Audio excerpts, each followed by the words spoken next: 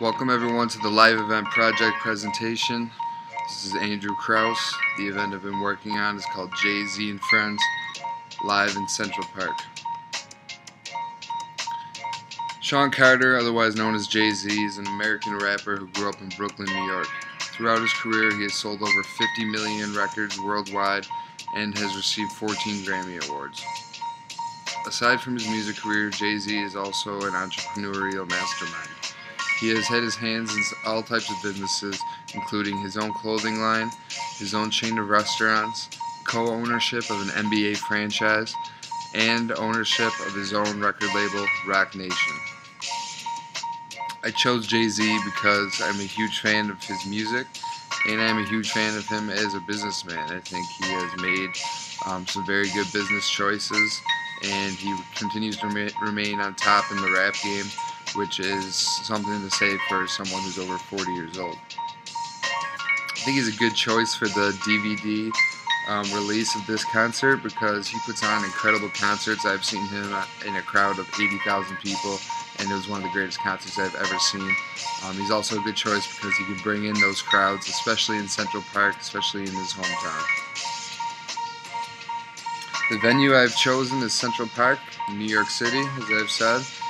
Central Park is regarded as one of the world's most prestigious parks, and it's in one of the world's most prestigious cities, New York.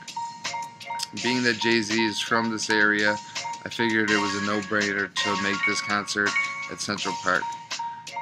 Central Park has also been home to some of the greatest concerts of all time, and has packed in crowds of over 140,000 people for some. Here's a day of event schedule. 7 a.m. we're going to pick up Jay-Z from his Manhattan penthouse. He's going to be going over to Good Morning America, where he's going to be on air at 10 a.m.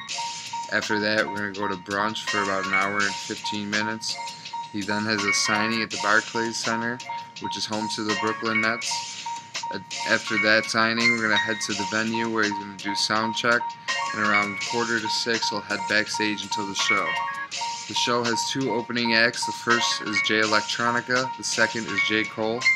These are the first two artists that Jay-Z signed on his Roc Nation label, so it would also be a good chance for him to display his talent that he has within his label. 9 o'clock, Jay-Z takes the stage, exits about 10 minutes before midnight. With the crowds cheering for more, he'll come on for a midnight encore of 4 songs that will last anywhere between 12 and 15 minutes.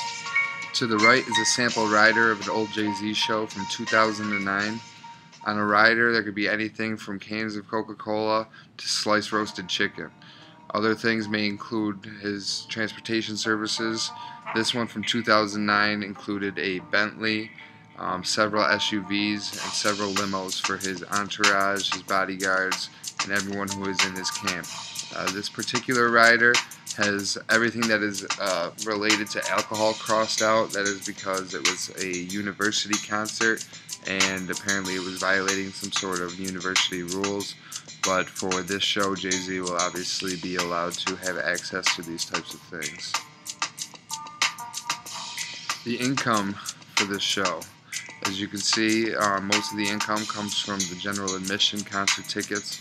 We feel we could easily get 100,000 tickets sold, and at $70 a piece, that's $7 million. The DVD sales are estimated at bringing in $3 million, 50% of which has been negotiated that Jay-Z will take home, which is $1.5 million. The gross margin on this income is $9.275 million. As far as expenses, the major expense comes from the percentage of the tickets sold that goes to the Central Park's, and on top of the Central Park's flat rate, and this goes to the Central Park and the New York City Parks Program Department. You also see event insurance on there for $1 million. The reason that this would be so high is just simply to the large scale of the show and the great amount of money that is involved in putting on this show.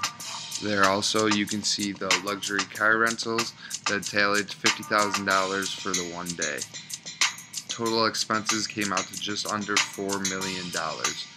When you subtract the expenses from the income, the net profit for this project is $5,362,500.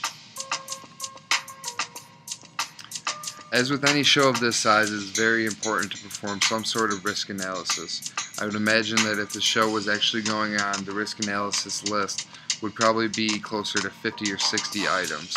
For the reasons for this project, I have outlined 3. For example, one of the risks could be that it could rain and make for a less enjoyable experience for attendees.